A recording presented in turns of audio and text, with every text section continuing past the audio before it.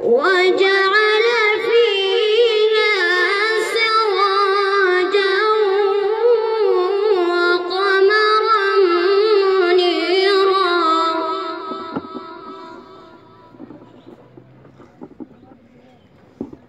وهو الذي جعل الليل والنهار خلفة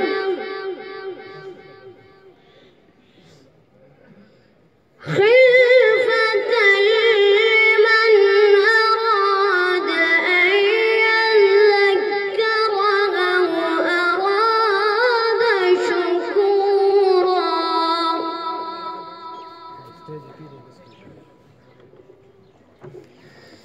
وعباد الرحمن الذين يمشون على الأرض هونا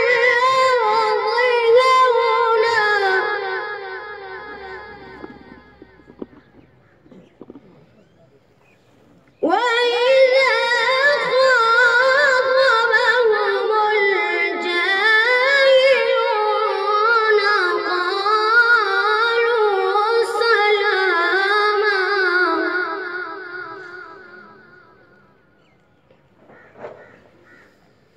والذين يبيتون لربهم سجدا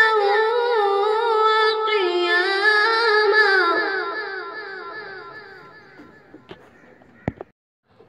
الحمد لله والصلاة والسلام على رسول الله أما بعد فأعوذ بالله من الشيطان الرجيم بسم الله الرحمن الرحيم لقد من الله على المؤمنين إذ بعث فيهم رسولا من أنفسهم يتلو عليهم آياته ويزكيهم ويعلمهم الكتاب والحكمة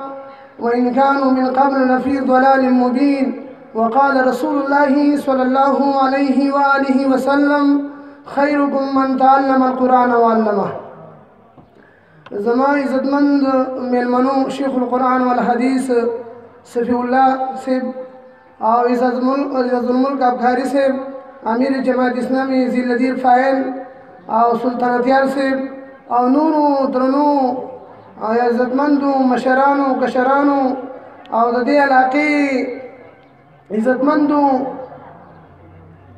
تاسو ټول ته زما طرف نه هرکلي او ستړي مشي او هر کله لاشه او اهلا وسهلا مرحبا او زما طرف ته تاسو ټول ته السلام علیکم ورحمت الله وبرکاته. عزتمندو دا پروګرام مو صرف د دې لپاره وضع کړی دی چې دا کم ماشومانو قرآن په ناظره باندې ختم کړی دی 57 وړو 50 واړه دي او د باقي سوالسو کسانو قرآن چې دا په زړه کې راځای کړی هغو حفظ کړی د هغو په اکرام او اعزاز کې دا پروګرام موږ ایښی دی. ما ستاسو مخکې د الله تعالی کلام دا کلام پاک نه یو آیات تلاوت کړو. الله تعالی فرمایي چې الله تعالی په دې مؤمنانو باندې واقعي یو لوی احسان کړی دی چې په دوی کې یو عظیم الشان پیغمبر راولېږو او د هغو هغه ډیوټي بیان کړی دی چې د هغه ډیوټي دا ده چې خلکو ته به د الله تعالی آیاتونه ښایي ناظره به ښایي په قرآن به خلک پوهه کوي او د هغې بیان به کوي. دویمه ډیوټي دا کړی ده چې دا به تربیت به یې کوي ویزکیهم او دریمه ډیوټي دا ښوونې ده چې د قرآن علم به خلکو ته ښایي او څلورمه دا ده چې حدیث به خلکو ته ښایي د پوهې خبرې ځکه دا خلک خو د دې نه مخکې نه پوهېږي چې قرآن او حدیث ته متوجه نه دا آیات مې د دې لپاره وویل عزیزانو چې څوک د قرآن او حدیث نه لرې پاتې کېږي دې نه پوهېږي په اسلام باندې. شیخ القرآن والحدیث صفی الله شیخ ناست دی. زموږ د عوامو نه د ګیلې په طور دا خبره کوم صحیح دی چې کوم خلکو د دې لپاره ټي وي سي دی مدرسه کې 24 غنټې ناست دي خو هغه خلکو باندې څه چل شوی دی چې هغه په خپلو کلو کې په خپلو کورونو کې ښه په ارام باندې خورا څښاک لپاره بلکل اسباب برابر دي خو هغو د دې قرآن لپاره ټیم نه وباسي. الله تعالی ما احسان بي کړی دی په دې خلکو باندې نو د احسان شکریا دا عزیزانو چې کوم عظیم کتاب مو مخې ته راغلی دی چې د هغې مونږ قدر وکړو زه مختصر خبره کوم ایزان د قرآن باره کې الله تعالی فرمایي چې دا قرآن وې او په دې عمل وکړو نو الله رب العزت به د دغې مور پلار ته د هغو دستار به داسې کوي چې دوی ته به یو داسې عظیم الشان تاج په سر کړي چې د دې نور د رڼا نه به یې تیزه رڼا وي وایي د هغه کس باره کې ستاسو څه ګمان دی چې کوم کس په قرآن په خپله ووایي او عمل پرې وکړي دویم هغه کس دی چې هغه قرآن یاد کړي نو هغه ته به وایي چې د لسو کسانو سفارش د هغه لپاره به قبلېږي او د هغه د خاندان چې هغه د جهنم مستحق ګرځېدلی دي او دغه صاحب قرآن ته به وایي اقرأ ورتقي ولوله دا قرآن او بله پرې پړو باندې بره خېږه او ستا منزل او کور هم هغه ځای کې دی او جنت چې کوم د قرآن اخرنی آیت ختمیږي او عزیزانو چې څوک په قرآن باندې مهارت حاصل کړي او د دې په معنی او مفهوم باندې ځان پوه کړي د هغې باره کې فرمایي الماهر بالقرآن مع سفرة الکرام البرره څوک چې ماهر شي په قرآن باندې نو هغه به د لیکونکو عزتمندو نیکانو ملایکو سره په مرتبه کې به او بل عام امیانو خبره باره کې خبره کړې ده والذي يقرأ القرآن ويتتعتع فيه یو کس دی چې څلوېښت کاله شوي شپېته کاله شوي دي یا د هغې نه کوزو لاندې یا په نوجوانۍ په حالت کې دی خو ذهن یې کمزوری دی او بیا هم قرآن ته کښېني ژبه یې ښه دي یا کون ذهن دی نو د هغه باره کې یو خبره کوي د رسول الله صلی الله علیه وسلم چې کوم کس قرآن وایي او ژبه یې ښه دي یا دا قرآن ورته زده کېږي نه نو فله اجران د ده لپاره ډبل ثواب دی او تاسو ګورئ دا ماشوم چې کله خبرې کوي او په خبرو شروع کې وشي وکړي نو ګورئ خبرې پوره نه کوي اوړي جوړي وایي خو هغه مور و پلار باندې دومره خوږې لګي نو داسې مثال د هغه کس دی چې هغه قرآن په خپله نه دی ویلی خو بیا شروع وکړي په لوی عمر کې یا په نوجوانۍ کې ماله قرآن نه راځي او بیا کینی جماعت او مدرسې ته راشي او کینی ورته نو الله رب العزت دغه کس له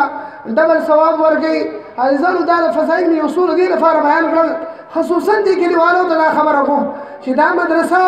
دا مې ستاسو د بچو لپاره جوړه کړې ده او ستاسو د دې مشرانو لپاره ما هم جوړه کړې ده موږ د دې دلته یو څو شعبې چلېږي د ماښام نه واله ماسخوتنه پورې موږ درس نظامي د سکول نه طلباو لپاره موږ مقرر کړې ده په هغې کې زموږ سږکال درېیمه درجه روانه ده په هغې کې سږکال درس رابطة المدارس نه درې طلباو ښه نمبر باندې هغو فرشي حل کړي دي نو تاسو ټولو ته د ترغیب په طور باندې دا خبره کوم چې کوم دلته په دې کلي کې سکول وایي په لسم کې یولسم دولسم اتم کې هغه په دې مدرسې ته راځئ د ماښام نه مانځنه واله د ماسخوتنه پورې هغو ته موږ درس نظامي ښیو عزیزانو دلته موږ ناظره ښیو دلته موږ د قاعدې نه واله د حفظ پورې د قرآن تعلیمات او د علم د دې مدرسې مقاصد څه دي مختصر ده عزیزانو دا داسې تعلیمي او تحقیقي اداره ده چې د دې مقصد به داسې علما تیارول وي داسې پوهان خلک به تیارول وي چې د تحقیقي علم ذوق لري د سرسري علم نه چې د تحقیقي علم ذوق او شوق لري دویم دا دی چې په علم باندې عمل کوي او دریم دا دی چې په دعوت دین او د اقامت دین چې د الله رب العزت دا دین په دې مخ ته ځمکه باندې په ټوله دنیا کې غالب کولو دپاره کوشش کوي داسې موږ علماو طالبانو قاریانو مفتیان تیاروو او عزیزانو زموږ د مدرسې بل مقصد دا دی چې د فروعي او د اجتهادي اختلافاتو چې دا سبب ونه ګرځي په امت کې چې امت چې دا تقسیم کی او دغه اختلافي مسایل راواخلي او هغه سبب وګرځي په امت کې د ابتراق او د انتشار داسې خلک علما موږ نه تیارو او د علم د حاصلولو لوی مقصد د الله رب العالمین په ځمکه باندې د الله رب العالمین د دین قائمونکي خلک او د الله رب العالمین په دین باندې پوهه کول دي نه د بل مقصد دپاره ځکه نبی کریم صلی الله علیه وسلم فرمایي من طلب العلم لیجاری به العلماء چا چې طلب کړو علم د دې دپاره چې زه پرې د علماو سره مناظره کوم او لیماری به السفهاء او یا د جاهلانو سره به بحثونه کوم او یصرف به وجوه الناس الیه او یا د خلقو توجه ځان ته مایله کوم نو ادخله الله النار دا کس به الله رب العالمین اور ته داخل کړي او د دې لپاره علم حاصلول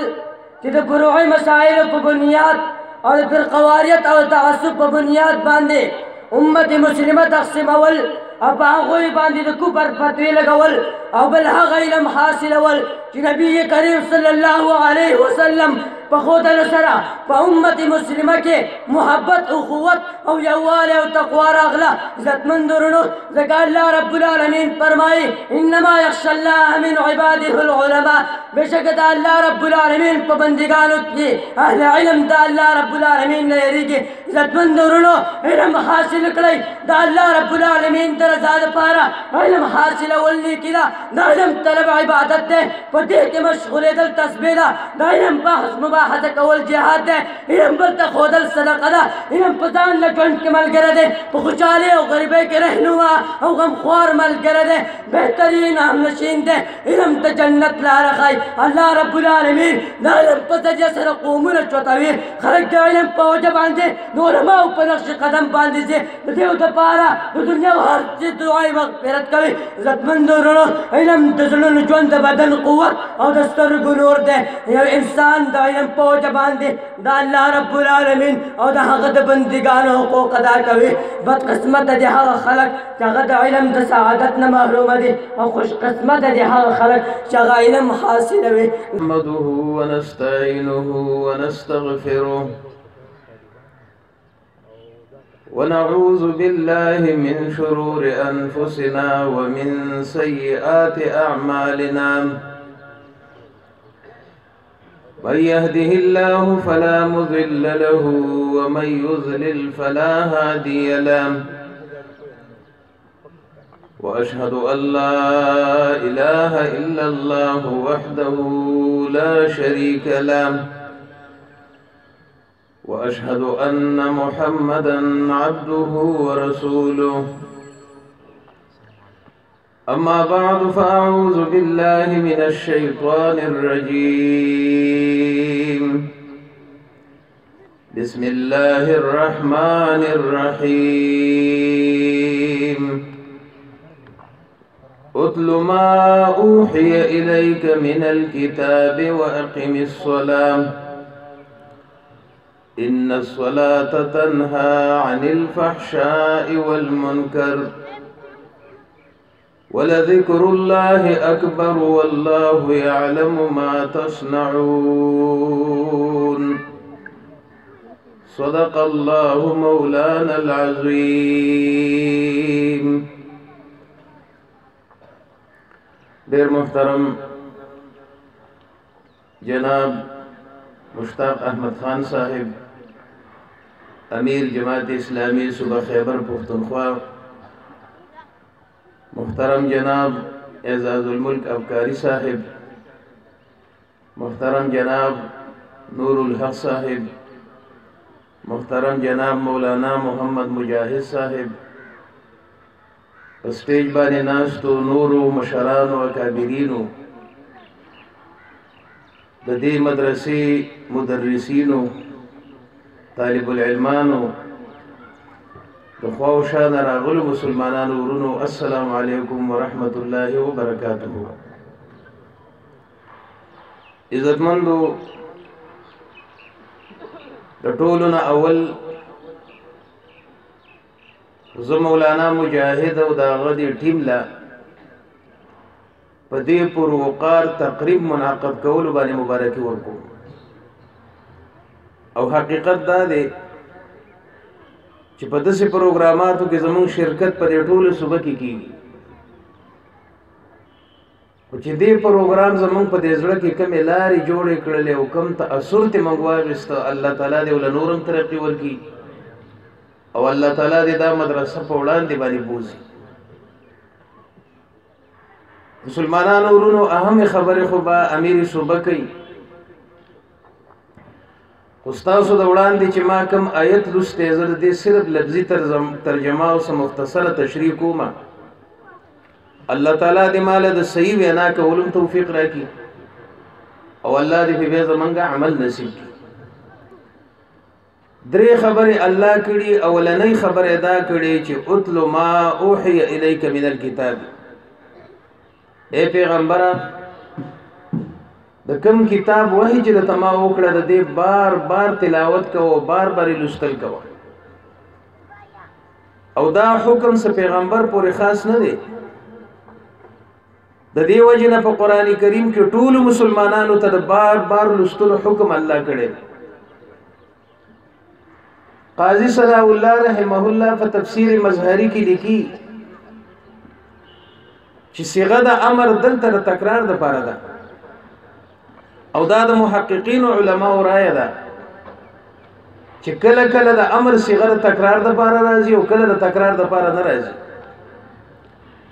د دې جملې معنا دا ده چې الله وی بار بار زماره دې کتاب تلاوت وکړه.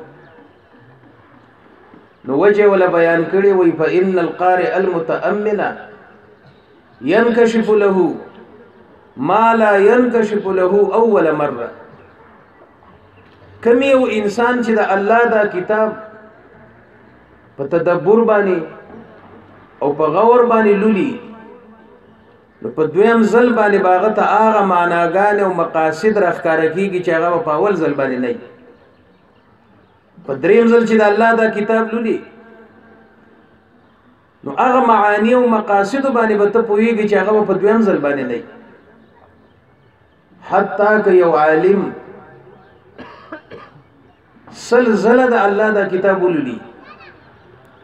نو په سلام ځل باندې به ته هغه معانی را منکشف کیږي چې هغه په یو کم سلام ځل باندې ته نه معلوم. او زه د خپل یو مشاهده بیانوم. په قران کریم کې یو آیت ده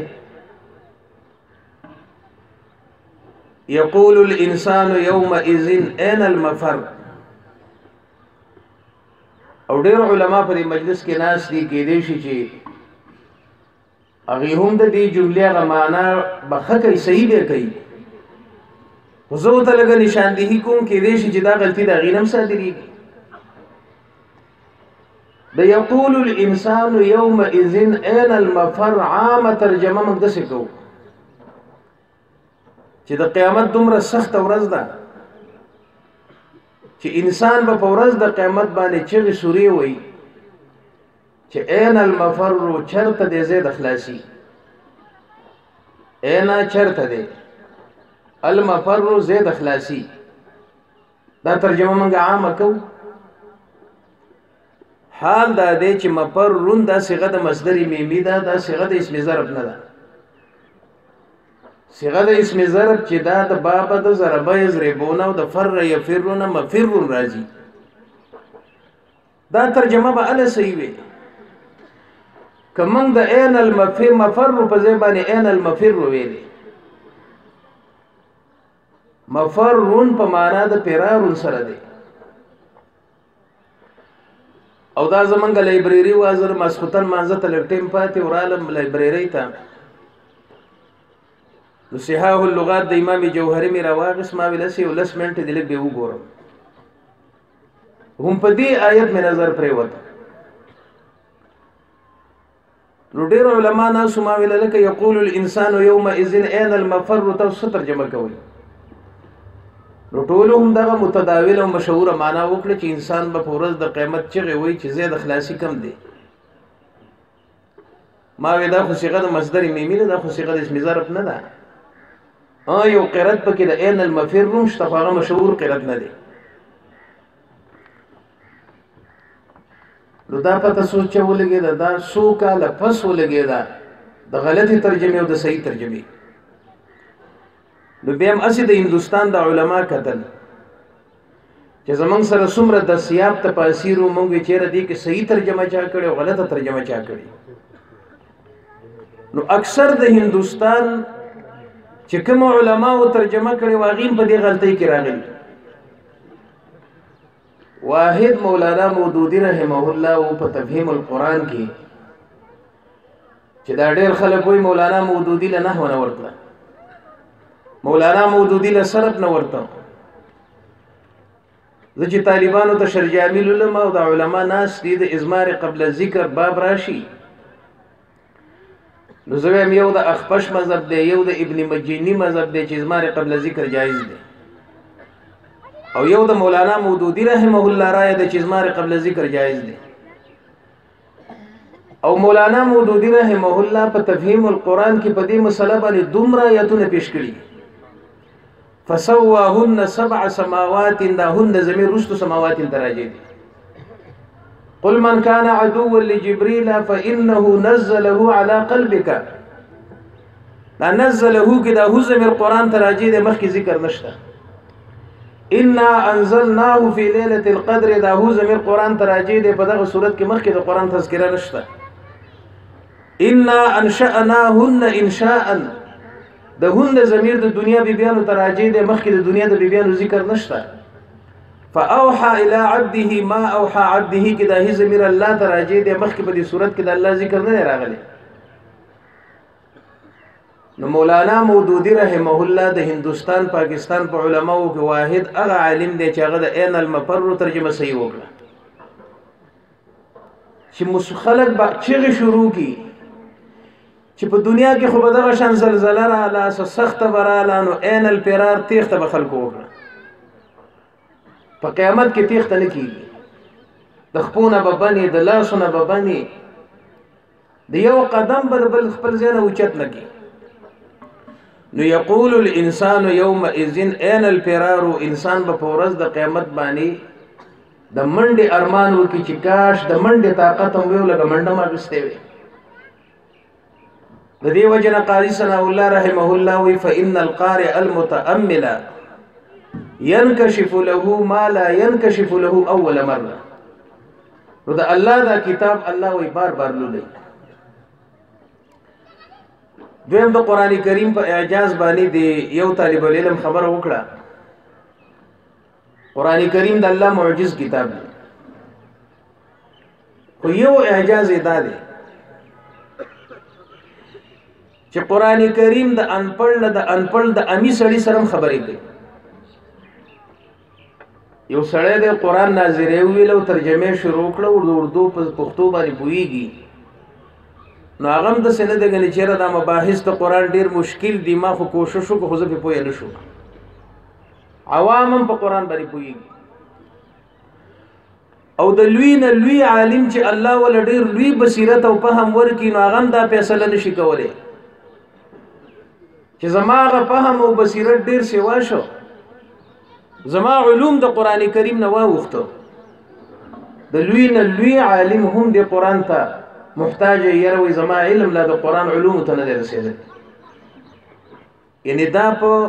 اټومیټک انداز باندې د کم عالم سره کم انداز باندې خبرې کوي او د لوی عالم سره د قران کریم علوم په خپل سیوا کیږي او کلاوي دویمه خبره الله دا کړي چې واقم الصلاه منځ قائم کړي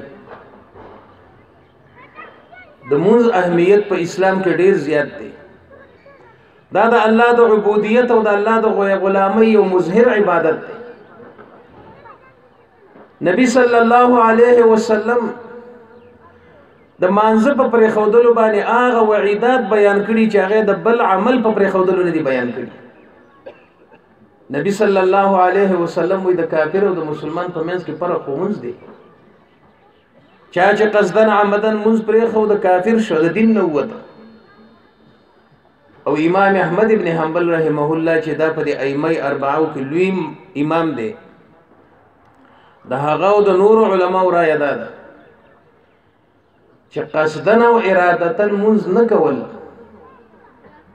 په دې باندې سړی د دین نوزي خزتی جدا کیږي او کو دغه سړی مړ شنه په مقبره د مسلمانانو کې ونه خخوي د ټولو نر مرایه د امام ابو حنیفه رحمه الله امام ابو حنیفه رحمه الله وی چې کم انسان قصدن عمدن من نه کوي نو اغلب تنبیه ورکی که په تنبیه باندې پوی نشو نو قاضی له دا پکار دي چې عمر قید سزا ول ورکی او جیل ته نه لګي دا د معاشري ناسور دی چې دې مونږ نه کوي د بچی هم به مونږ نه کوي چم گاون کې به خلک هم مونږ نه کوي نو دا عمر قید سزا ول ورکی چې جیل ته لاړ شي او کتب تایب شو نو به د جیل نه رها کړ الله وی موږ قائم کړ ان الصلاه تنهى عن الفحشاء والمنكر بشک منز دا د غلطو خبرو د غلطو کارونو نه منع کول کوي. سوال ذهن ته راځي چې خلک مونځ کوي او غلط کارونه هم کوي. نو دې ته یو علمي نکته وایم، یو د حسن بصري رحمه الله قول وایم. علمي نکته دا ده چې علما په هغې باندې پوهېږي چې اقیمي صلات نه الله هر مونځ نه دی ویلی چې بس ښکته او پورته شه. مونځ باندې الله حکم وکړو نو بیا یې موږ ته د پیغمبر په ذریعه باندې د مونځ چل ښودلی چې دقه مونځ وکړه. نبی صلی الله علیه وسلم فرمایي سجده داسې کېده چې خېټه دې په تنانو نه لري، دا لیچې دې د ځمکې نه لري، څنګلې دې د تشو نه لري. او په دې ټولو خبرو باندې به عمل اله کېږي چې انسان د خپل تندی لږ جدا کېږي او چې نږدې یې کېښودو نو د دې انسان خېټه به خامخا په تنانو سره متصل کېږي. او نبی صلی الله علیه وسلم به دومره سجده لري خودا چې صحابي وایي که د چیلۍ بچي به اراده وکړه چې زه منځ کې تېرېږم نو تېرېدی به شم. د جومات ته د چیلو بچی نه و راغلی، خو داسې تمثیل او مثال و. موږ د نبي صلی الله علیه وسلم په طریقه باندې خپل مونځ لا نه دی برابر کړی. یعنې اول صرف په دې سجده باندې غور وکړئ چې زموږ سجده په طریقه د پیغمبر ده که نه ده. لرې سجده چې ولګې لاسونه باندې د تشو نه جدا شي، څنګلې به هم د ځمکو نه جدا شي او خېټه به دې هم د پتنانو نه جدا شي. نبی صلی الله علیه وسلم به سلام څنګه ګرځاو؟ منګه د مرورو خلکو سلام ګرځاو، السلام علیکم ورحمت الله، السلام علیکم ورحمت الله. صحابي رستو چې په پیغمبر پسې ولاړو وي نبی صلی الله علیه وسلم به داسې سلام ګرځاو چې رستو صحابه به د هغې د مخ د سروالی او اننګۍ ولیده. بل حدیث کې راځي چې نبی صلی الله علیه وسلم به په سلام کې دومره سټاوه چې صحابه وایي موږ به وي که چېرته د چا سره سوال جواب او څه خبره کول غواړي دومره به نبی صلی الله علیه وسلم دا سلام تاوو سټ به ګرځوو. چې کله موږ سلام په طریقه د نبی صلی الله علیه وسلم کله د ملا د ډېرو مسلونو هم پکې سړی بچ شي، د مهرو د دردونو د مهرو د بېځای کېدو هم پکې سړی بچ کېږي. که سجده منګه په طریقه د نبی صلی الله علیه وسلم کړه د بدني د ډیرو بیمارونو پکې سړی بچ کیږي. نو اقیمی الصلاة الله چې په کوم مونځ باندې حکم کړی دی نو ان الصلاة به معرفه ده او معرفه چې مکرر ذکر شي یو ټکی معرفه بل معرفه. نو په دې کې د اولی معرفه چې کوم مطلب دی د دویمه به مق اخلي.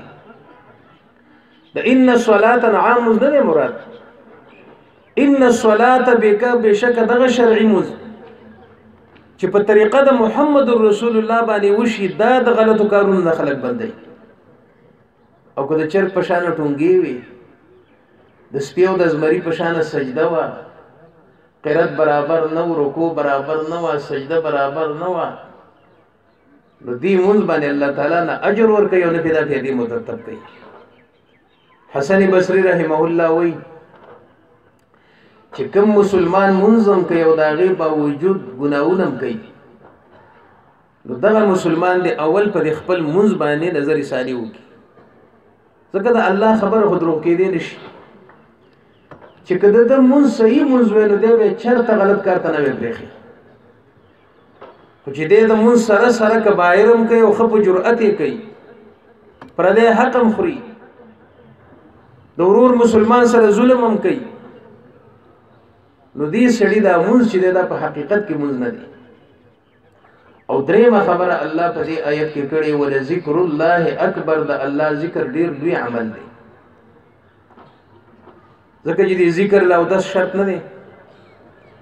دې ذکر له په ودرېدلو کې یو خاص طریقه شرط نه ده. که چا په ملاسته وکړو، که چا په اودس کې وکړو، که چا په اودس وکړو، که چا په ناسته باندې وکړو، که قبله ته د مخ وکړو، قبله ته د شاوه الله یادوه،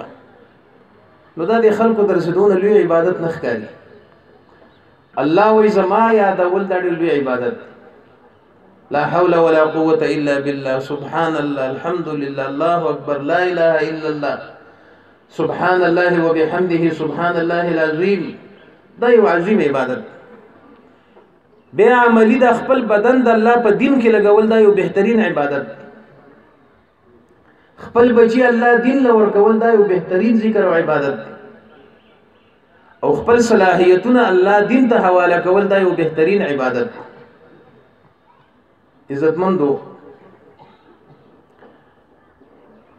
لکه څنګه چې تاسو واورئ دا مدرسه په ابتدایي حالت کې ده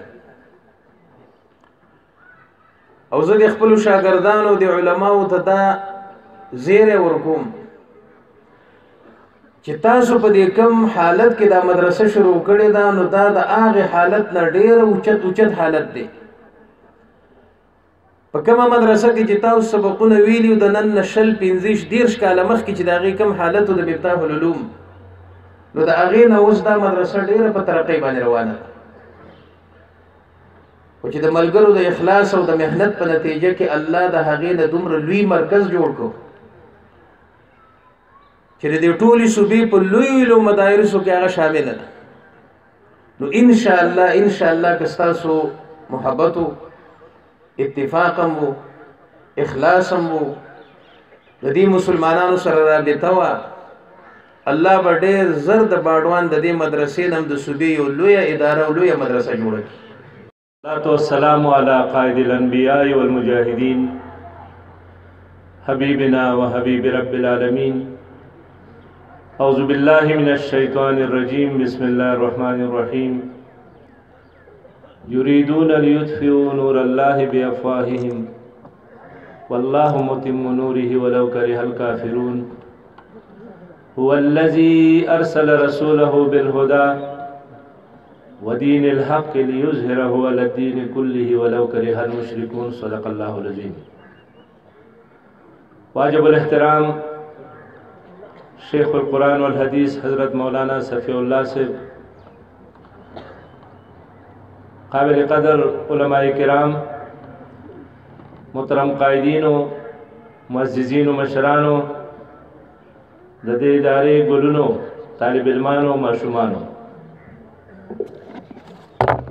زمانه مخکې مولانا مجاهد صاحب خبرې وکړې او زمونږ مشران تشریف فرما دي، د هغې هدایت به اورو. زما دپاره خو دا هم ډېر لوی د سعادت خبره ده چې د قرآن عظیم الشان په دې تقریب کې د لږ وخت دپاره د ناستې موقع میلاو شوه. زه د ټولو نه مخکې چې کومو ماشومانو په ناظره باندې او په حفظ باندې قرآن عظیم الشان لوستی دی، یاد کړی دی،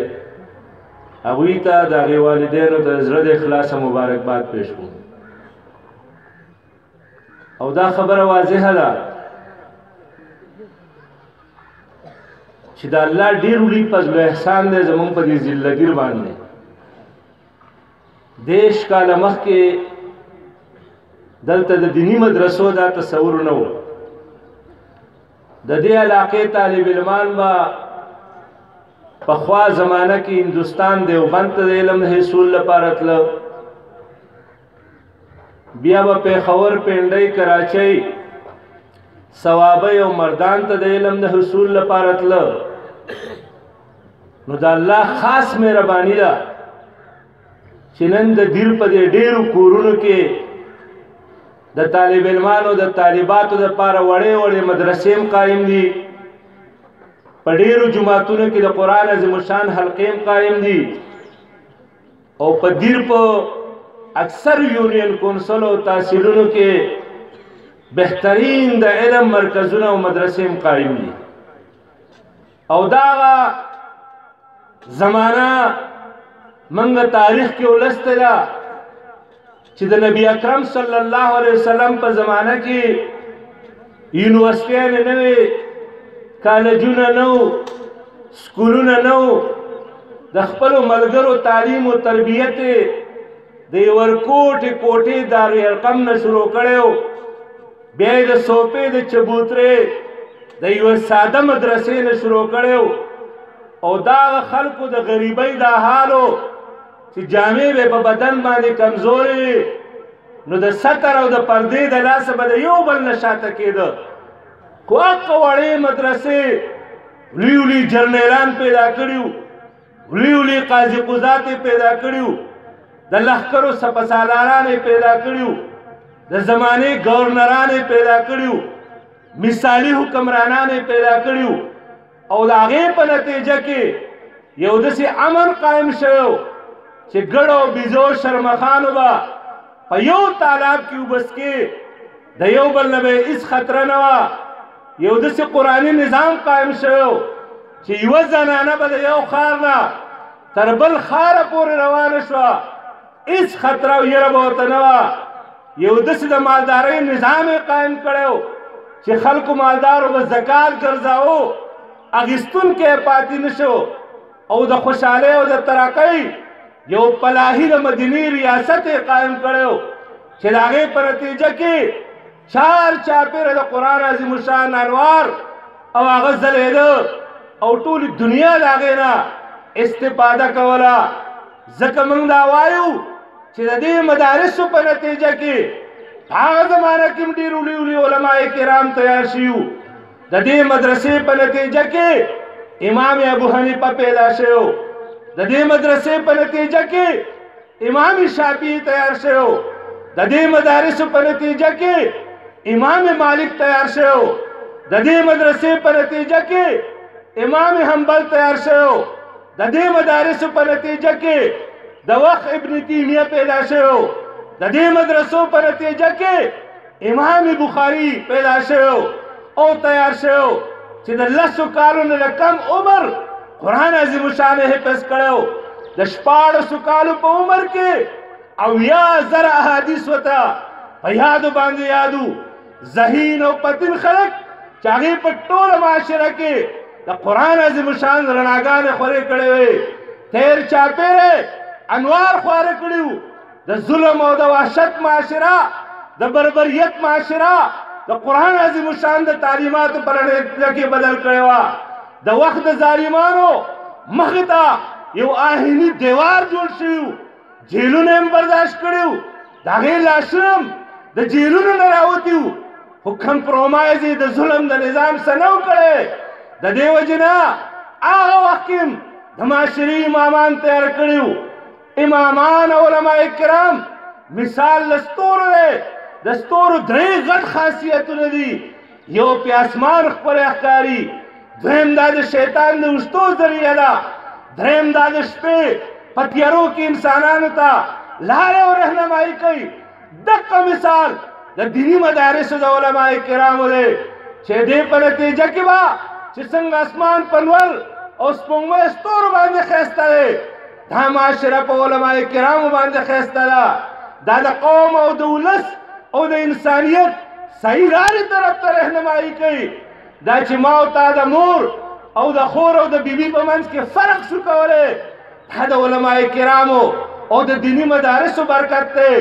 دا چې ما او تا د حرامو د حلالو په منځ کې فرق شو کولی دا د دیني مدارسو د دې علماء کرامو برکت دی دا چې کشر د مشر قدر پیژني